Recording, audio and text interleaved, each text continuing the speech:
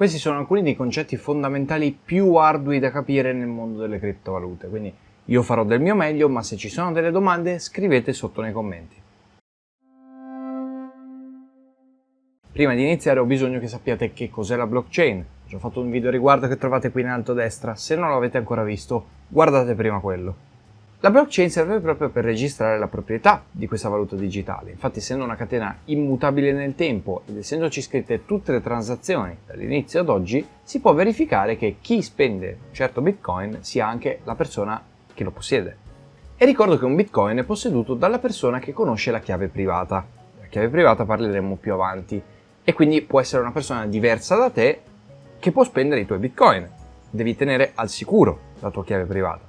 Esattamente come devi tenere al sicuro le tue chiavi di casa, perché se un ladro le prende può tranquillamente prendere la porta principale, aprirla con le chiavi e entrare. Per scrivere nuove transazioni sulla blockchain in ogni nuovo blocco creato abbiamo bisogno di fare tantissimi calcoli crittografici e proprio per questo serve tantissima energia e potenza di calcolo.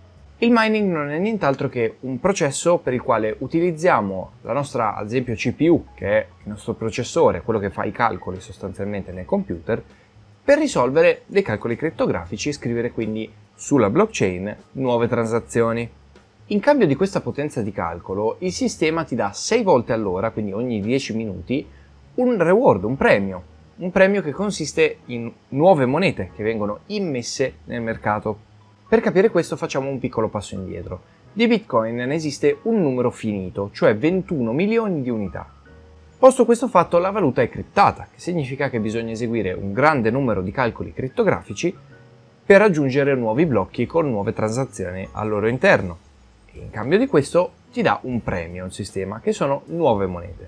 Ad oggi sono stati scoperti circa 18 milioni e mezzo di Bitcoin su 21 milioni, il che significa che man mano che ci avviciniamo al 21 milionesimo Bitcoin, i calcoli da fare diventano più complessi.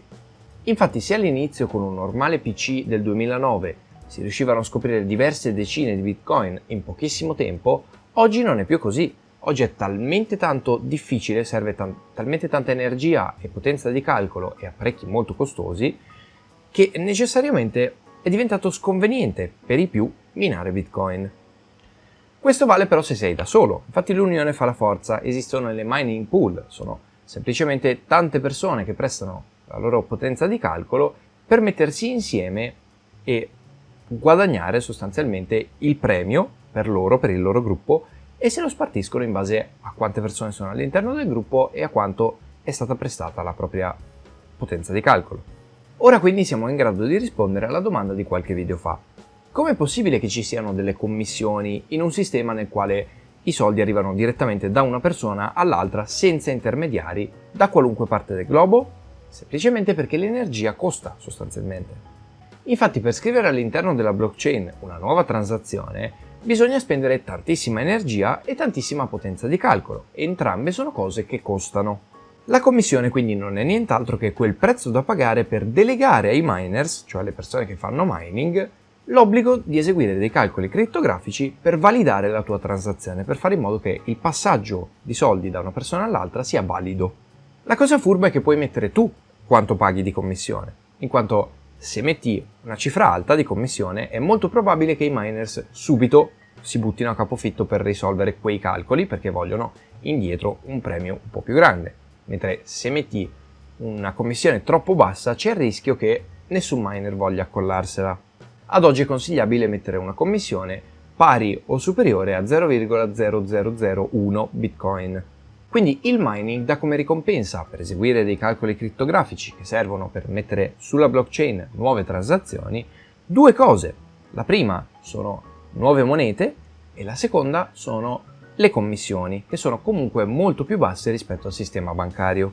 A testimoniare il fatto che queste commissioni siano realmente basse in genere, c'è una notizia di poco tempo fa di 450 milioni di dollari in Bitcoin trasferiti con appena 25 centesimi di dollaro di commissione. Siamo proprio su tutto un altro mondo rispetto alla banca. La banca probabilmente gli avrebbe chiesto, se non qualche milione, poco ci manca. Tuttavia, ciò che rende non istantanea la transazione è la presenza della necessità che molti utenti confermino che quella transazione sia valida.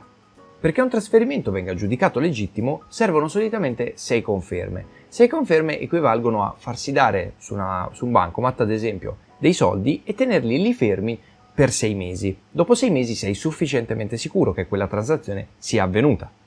Abbiamo quindi capito che chi fa mining vuole guadagnare dalle commissioni e dall'estrazione di nuove monete, esattamente come un minatore che va ad estrarre dell'oro, che prenderà del nuovo oro e lo porterà sul mercato. Il sistema Bitcoin è stato pensato per legare il suo valore alla quantità di monete presenti sul mercato, alla difficoltà dei calcoli da fare per estrarre nuove monete e soprattutto all'incentivo economico che c'è dietro alla scrittura di nuove transazioni all'interno dei blocchi della blockchain. L'algoritmo quindi è stato pensato in maniera che nel tempo, essendoci sempre più persone in competizione per aggiudicarsi questi compensi, i calcoli diventino sempre più difficili per mantenere la creazione dei nuovi blocchi una volta ogni 10 minuti. Renderla così competitiva è il modo ideato da Satoshi Nakamoto per impedire che un singolo o un piccolo gruppo di persone cerchino di manipolare la blockchain o i blocchi passati. Si è insomma ideato non solo il modo di rendere immutabili le transazioni già eseguite, raccogliendole all'interno della blockchain, ma si è anche pensato a come non rendere manipolabile le transazioni future. E ora siamo in grado, a proposito, anche di evidenziare un nuovo sistema per il quale la blockchain non è modificabile, le vecchie transazioni non possono essere modificate, per il semplice motivo che ogni blocco è collegato a quello precedente, quindi per cambiarne uno c'è bisogno di ripetere i calcoli per tutti i blocchi successivi. Ti serve una potenza di calcolo enorme. E anche se tu avessi una potenza di calcolo così enorme da riuscire a rifare i calcoli per tutti quanti i blocchi successivi, non sarebbe affatto sostenibile in maniera economica, per il semplice motivo che quella stessa potenza di calcolo potresti utilizzarla per fare nuovi blocchi e quindi guadagnare molto di più. Attualmente il guadagno relativo alle attività di mining dipende da 3 fattori: il costo dell'energia elettrica, il costo degli apparecchi elettronici, quindi ad esempio della CPU, e il costo di raffreddamento del tuo impianto. Il mining di Bitcoin richiede realmente tantissima energia. Vi basti sapere che in un anno, per minare Bitcoin, si usa la stessa energia che si usa per alimentare tutta la Svizzera un intero anno. In conclusione, sono convinto che questo sistema vada migliorato, debba evolversi nel tempo, perché attualmente inquina troppo e favorisce tantissimo il cambiamento climatico, cosa che noi non ci auguriamo affatto per il futuro.